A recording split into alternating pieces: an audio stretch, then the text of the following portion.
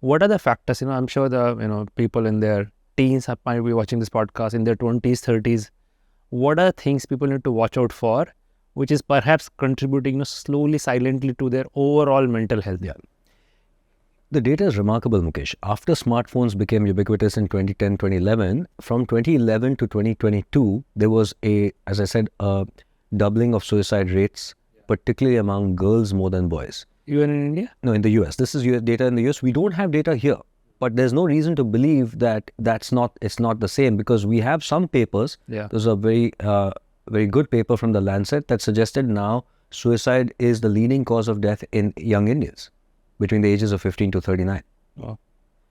So I think it's happening here. We may not have all the data. And why is that? Because social media and technology is a continuous pressure on the person, as you said, to feel good about themselves. Whether we like it or not, and whether we know it or not, we've been engineered to seek validation.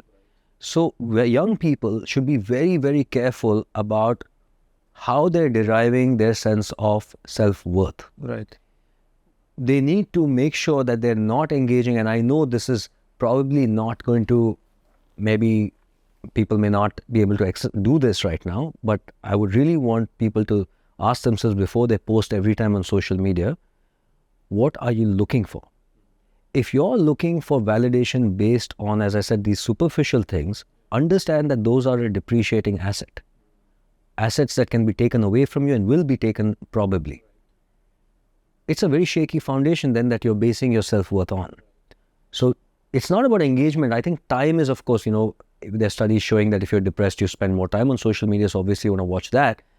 But it's the way you engage that is really important, how it informs your self-esteem and identity.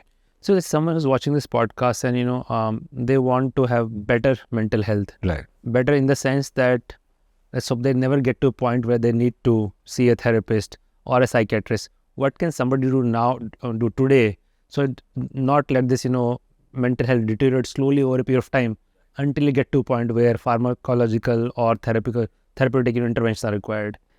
So I don't necessarily see therapy as a intervention that's required only if you have a problem, because to me, all of the human journey is really ultimately about understanding ourselves and about increasing awareness, which is a big reason for therapy.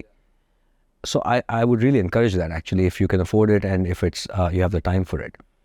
But there are now evidence-based interventions or strategies or habits that we know will decrease the risk for depression, anxiety, and so on. So what are those? Number one, exercise, physical exercise. Mm-hmm. Number two, meditation, mindfulness. Number three, nutrition. And by the way, these are not in order of, they're all equally important. Nutrition. Four is changing and getting a more healthy relationship with technology and social media.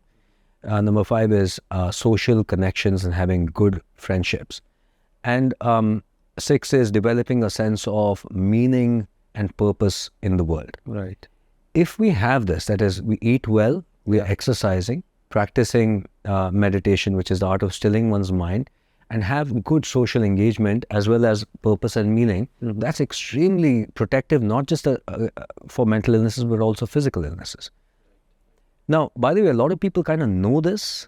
I think a lot of people know this, but each one of these interventions, you take any one of these, has been shown to be so powerful that if it were a medicine, it would be one of the top selling, whether it's exercise or meditation, what have you. No, absolutely. And some of these things, right, if you look at, people who develop interest in fitness, sometimes because to achieve, certain look. Correct. Or muscles or nutrition because you want to lose weight and so on.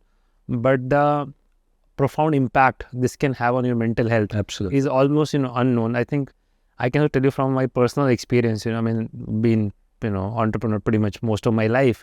And it can get extremely stressful at times. But the biggest antidote to that stress has been fitness.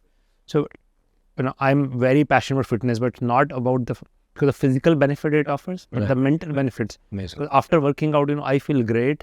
My able to deal with stress goes up. My able to focus goes up. And then just as you said, only one out of these 6 factors. There's a lot that people can do, which will have a lot of other benefits as well. Absolutely. I think, these are, I don't know what's a technical term, but, they have benefits are, multifold. That's right. Because all kind of lifestyle diseases.